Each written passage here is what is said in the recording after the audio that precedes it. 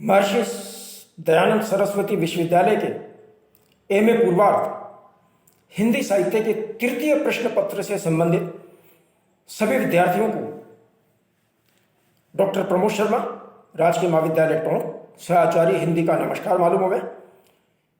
प्रिय छात्रों, जैसा कि आप जानते हैं कि महर्षि दयानंद सरस्वती विश्वविद्यालय अजमेर राजस्थान से संबद्ध जो पाठ्यक्रम है उसका जो तृतीय प्रश्न पत्र है वो मध्यकालीन काव्य के नाम से जाना जाता है। उस मध्यकालीन काव्य के अंतर्गत पांच रचनाकार हमारे सबसे महत्वपूर्ण रूप में लगे हुए हैं। बिहारी, सूरदास, तुलसीदास, मीरा और घनानंद। मीरा और घनानंद में से हमारे को एक विकल्प का चयन करना होता है और इनके जो पाठ्यांश हैं, इनकी जो मुख्य जो पाठ्य प्रवृत्तियां हैं, पाठ्य रचनाएं हैं, वो हमारे यहाँ लगी हुई है। देखिए, आप सबसे पहले मैं आपको बिहारी के बारे में बताना चाहूँगा कि बिहारी की जो सत्सई है जगन्नाथ दास रत्नाकर जी के द्वारा जो संपादित है उसके प्रारंभिक नंबर 1 से लेके और 200 तक के दोहे हमारे एमए पूर्वार्ध के पाठ्यक्रम में संग्रहित हैं या उनको लागू किए हुए हैं। इसी प्रकार से विनय पत्रिका का जो उत्तरार्ध भाग है वो जो है लागू किया हुआ है। इसी प्रकार से सूर का जो भ्रमर गीत सार है उसके जो कुछ पद हैं वो हमारे यहाँ पाठ्यक्रम में लागू किए हुए हैं। मीरा और घनानंद के जो पद हैं वो भी हमारे यहाँ लागू किए हैं। देखिए, आप आज का ये जो एपिसोड है इसके पहले मैं आपको बिहारी जी के बारे में थोड़ा सा जानकारी पूर्व में दे चुका था।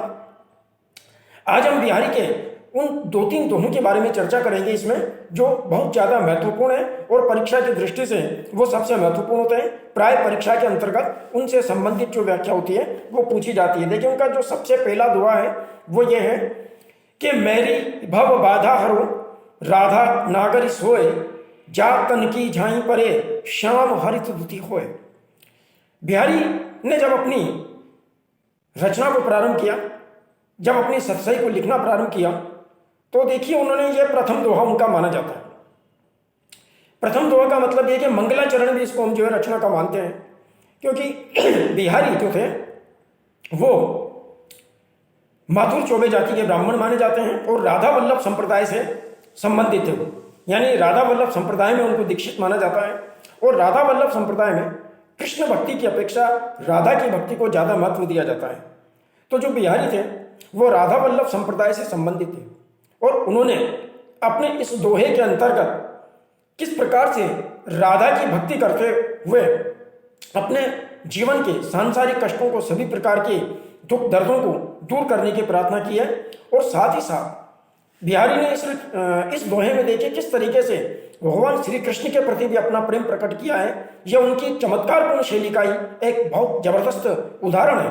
यानी किस तरीके से एक ही जो दोहा है उस एक ही दोहे के कितने अर्थ बिहारी ने जो है यहाँ पर प्रतिपादित कर दिए हैं कि पाठक या श्रोता इसको सुनकर अथवा पढ़कर जब इसका मनन करने लगता है तो मन ही मन चमत्कृत होने लगता है। देखिए क्या कहता है रत्नाकर कि मेरी भव बाधा हरो राधा नागरी सोए। नागरी, नागर भाव से परिपूर्ण, नागर भाव बहुत चतुरता से परिपूर्ण, समझदारी से परिपूर्ण जो होता है उसको अपन नागर कहते हैं। नगरीय अपन मानते हैं सामान्य कि भाई नगर के लोग समझदार होते हैं, ग्रामीण लोग थोड़े कमजोर माने जाते हैं, सीधी बुद्धि के माने जाते हैं, और नगर के लोग चतुर और चालाक होते हैं। तो यहाँ नागर शब्द का जो प्रयोग है बहुत प्रभावी रूप में रचनाकार ने किया है कि मेरी भव बाधा हरो राधा नागरी सोई, की वे चतुर राधा जी, वे नागरीय भाव से परिपूर्ण जो राधा जी हैं, मेरी भव बाधा हरो। भव बाधा मेरे सारे सांसारिक कष्टों का क्या करें, वो निवारण करें, मेरे सारे सांसारिक कष्टों को वे दूर करें। जा तन की झाई परे, जा जिनके तन की, जिनके शरीर की झाई पड़ने मात्र से, जिनके शरीर की परछाई पड़ने मात्र से, जिनके शरीर का प्रतिबिंब दिखने मात्र से, जा तन की झाई परे श्याम हरित द्युति हुए। यानी जो श्याम है, जब भगवान श्री कृष्ण है वो भी हरित द्युति हो जाते हैं, हरे भरे हो जाते हैं, प्रसन्नचित्त हो जाते हैं। देखिए यहाँ ये जो पंक्ति है दिखने में बहुत आसान है, किंतु जब हम इसका पूरी तरह व्याख्या करते हैं तो बहुत लंबी चौड़ी बात हमारे सामने प्रकट होती है कि जा तन की। देखिए झाई शब्द, यह झाई शब्द विभिन्न संदर्भों में विभिन्न अर्थों को प्रकट कर रहा है। झाई का मतलब होता है एक तो प्रतिबिंब, परछाई जिसको अपन कहते हैं। जा तन की झाई परे, कि जिनके शरीर की प्रतिबिंब जिनके शरीर की परछाई पड़ने मात्र से श्याम हरित द्युति हुए, श्याम यानी कि सांवला रंग, हरित द्युति हरे रंग वाला हो जाता है। देखिए आप यहाँ एक चित्रकला का संयोजन रचनाकार ने बैठाया है।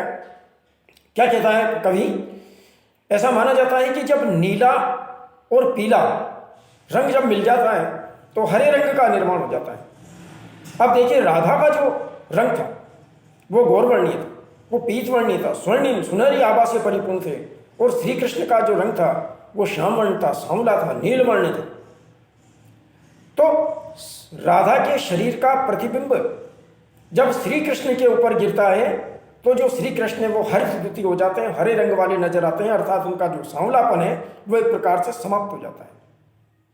दूसरा, झाई, ध्यान आना, झलक पड़ना, दिखाई दे जाना। तो जैसे ही श्री कृष्ण को राधा की झलक मिलती है, राधा उन्हें दिखाई पड़ जाती है तो हरित द्युति हो जाते हैं, वो हरे भरे हो जाते हैं, प्रसन्नचित्त हो जाते हैं, अर्थात अपनी नायिका के दर्शन करते ही श्री कृष्ण के मन में प्रेम की जो उमंग है वो पूरी तरह छा जाती है, प्रेम की हरियाली उनके हृदय में प्रभावी हो जाती है। और झाई, स्मरण करना, याद करना कि जिनके शरीर का स्मरण करने मात्र से, जिनका ध्यान करने मात्र से श्याम हरित द्युति होए। हमारे सारे जो काले रंग है, काला रंग काय का प्रतीक है? पापों का प्रतीक है। यानी जिन राधा जी का अगर हम स्मरण करेंगे, राधा का नाम जपेंगे, तो राधा का नाम जपने से क्या होगा? हमारे सारे पाप, हमारे सारे दुख, कष्ट, क्लेश आदि समाप्त हो जाएंगे, नष्ट हो जाएंगे, और हमारा जीवन क्या हो जाएगा? हरा भरा हो जाएगा, आनंद से परिपूर्ण हो जाएगा। तो देखिए किस तरीके से बिहारी ने राधा के महत्व को बताया है। राधा के महत्व को बताने के साथ साथ किस तरीके से उन्होंने अपनी कल्पनाओं के माध्यम से प्रेम, सौंदर्य, भक्ति सभी कुछ एक साथ इसके संदर्भ में प्रतिपादित कर दिए हैं। यही कारण है कि बिहारी को हम गागर में सागर भरने वाले रचनाकार के रूप में मानते हैं कि किस तरीके से छोटे छोटे दोहों के अंदर उन्होंने अपने भक्ति भावों को प्रतिपादित कर दिया। तो बिहारी इसी के रूप में सबसे महत्वपूर्ण रचनाकार के रूप में जो है जाने जाते हैं। और हम देखते हैं कि बिहारी ने जो श्रृंगार का अपना वर्णन रखा है, उस श्रृंगार के वर्णन के साथ साथ उन्होंने विशेष रूप से भक्ति का प्रतिपादन भी किया। बिहारी सतसई को का जब हम अध्ययन करते हैं तो देखिए 5, 7, 8 दोहे लगातार श्रृंगार के चलते हैं, और उसी के संदर्भ में नीति और उपदेश से संबंधित जो दोहे हैं वो भी उनके आते हैं, और भक्ति से संबंधित दोहे भी आते हैं। इसीलिए बिहारी सतसई के विषय में यह कहना भी उचित होता है कि उन्होंने श्रृंगार, भक्ति और नीति की त्रिवेणी का जो प्रभावन है वो अपनी सतसई के अंदर पूरी तरह किया है। तो और आने वाले हमारे जो एपिसोड होंगे उनके अंतर्गत हम इसी प्रकार दोहों की व्याख्या करते हुए, जो परीक्षा की दृष्टि से सबसे महत्वपूर्ण है, उनको चर्चित करते हुए बिहारी के श्रृंगार, भक्ति, उपदेश, नीति आदि सभी विषयों को लेते हुए चर्चा करते रहेंगे। तो आप हमारे इन चैनल को लगातार देखते रहिए, अपने ज्ञान की वृद्धि करते रहिए। धन्यवाद।